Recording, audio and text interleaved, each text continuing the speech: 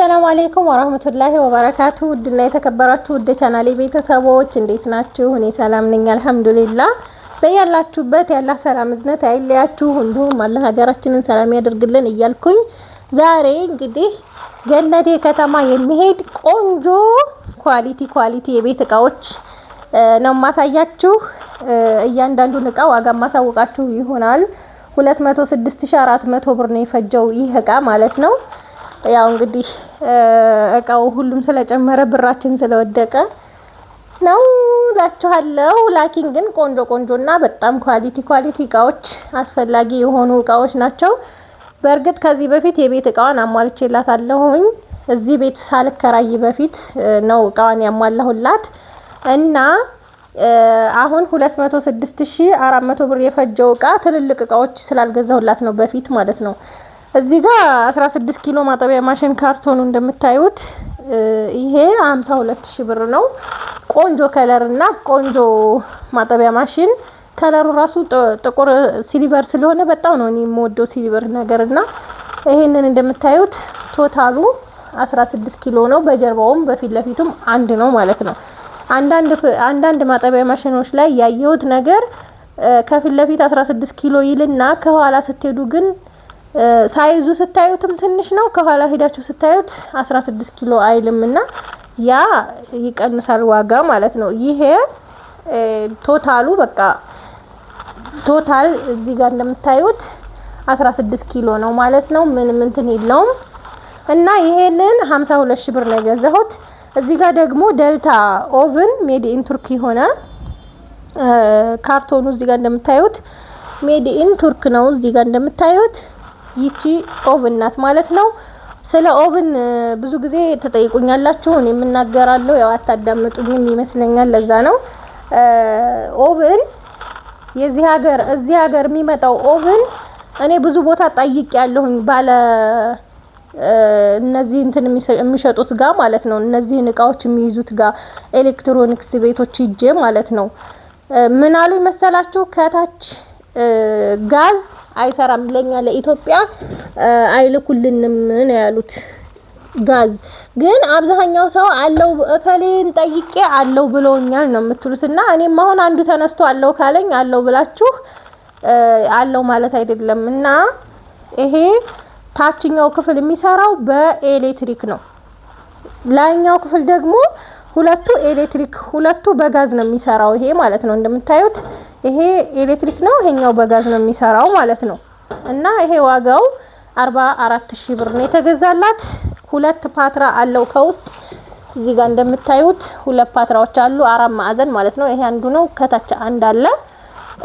ባለ ሁለት ፓትራ ነው። ቆንጆ ሜድ ኢን ቱርኪ ሆነ። አሁን ለምሳሌ ኮምቴል የሚባለው ቱርክ ነው ምርቱ፣ ላኪን እንትኖቹ ማቴሪያሎቹ ቱርክ ይሁኑ እንጂ የሚገጣጠመው ግን ኢትዮጵያ ውስጥ ነው ኮምቴል የሚባለው ማለት ነው። ስለዚህ ይሄ ደግሞ እዛው ተገጣጥሞ እዛው ተሰርቶ የሚመጣ ሜድ ኢን ቱርክ ነው ይሄ። እና ሌላው ደግሞ እዚህ ጋር ፍሪጅ አላት። ፍሪጅ 355 ሞዴል ነው። ይሄንን የገዛሁላት 70,000 ብር ነው። ይሄ 70,000 ብር እንግዲህ ይሄ 40 ምናምን ሺህ ብር የነበረ ፍሪጅ ነው ታስታውሳችሁ ማለት ነው። እኔ ራሱ 47,000 ብር ያችኛይቱን ስገዛ 315ቷን ይሄ 56,000 ብር አልገዛ ብዬ አሁን እንደገና ያን ሽጬ ነው የምገዛው እንደነገርኳችሁ ማለት ነው። እቃ ስገዙ ግን የማያደጋግም ቢሆን የተሻለ ነው። እኔ አሁን 10,000 ብር ጨምሬ ገዝቼ ቢሆን የዛኑ ሰዓት ኖርማል ጥሩ ነበረ። አሁን እንደገና ያን ሽጬ ስንት እንደሚሸጥ አይታወቅም፣ ተሽጦ ነው እንደገና የምገዛው ማለት ነው። እና እንደዚህ ስገዙ እኔ ምክር የምሰጣችሁ እቃ ስታስጥፉኝ ገና ወደ ደብተር ላይ ስነግሩኝ እቃችሁን ትንሽ እቃ ከሆነ የሚያደጋግም ከሆነ አይ ይሄ ከሚያደጋግማችሁ ጨምራችሁ እንደምንም ብላችሁ ግዙ ብዬ የምመክራችሁ ለዛ ነው። ሌላው እዚህ ጋር ደግሞ ኤሌክትሪክ ምጣድ አላት። ኤሌክትሪክ ምጣድ ተድላ ምጣድ በርበሬውን ዝን ያሰራውላት 9,500 ብር ባለ ኮሜዲኖ ነው። ሌላው እዚህ ጋር ደግሞ ብረት ድስት አላት 38 ቁጥር ብረት ድስት 7,500 ብር። እቺ 7,500 ብር እንደዚህ ለግማሽ በግ ሰደቃና ሰርግ ላይ ሩዝ ምናምን ሲሰራ አሁን አነስ ያለ ማለት ነው። ይሄንን 7,500 ብር ነው የገዛሁት በወፍራሙ ማለት ነው። ጭልፋ ደግሞ ብረት ድስት ገዝቼላታለሁ፣ ትላልቅ ብረት ድስት ለእናቷም ለሷም ከዚህ በፊት ማለት ነው። አሁን ግን ጭልፋ ስላልገዛሁላት አንድ ብቻ ስለነበር የገዛሁት አንድ ጨምሪልኝ ብላኛለች። ይሄ 1000 ብር ነው። ሌላው ይሄ ካርቶን 400 ግራም የቡና መፍጫ ብረት በብረት ነው። የዚህ ዋጋ 7500 ብር እዚህ ጋር እንደምታዩት ማለት ነው። ግራሙ 400 ግራም እዚህ ጋር እና ይሄ እንደዚህም ጎንበስ አርጋችሁ የፈጫችሁትን ቅመም ማውጣት ትችላላችሁ። ግዴታ እቃውን አንስታችሁ ሳይሆን እንደተቀመጠ ሆኖ ይሄንን ዘንበል አርጋችሁ ማውጣት ትችላላችሁ ማለት ነው። ይሄ ቻርጀሩ ነው፣ የብቻ ነው፣ ይነቀላል ይሄ ማለት ነው። እዚህ ጋር ያው እዚህ ጋር ደግሞ ጥርሶቹ አሉ፣ ተጨማሪ ቡሩሽ አለው እና እነዚህ መቀያየሪያዎቹ ናቸው። ዋጋው 7500 ብር።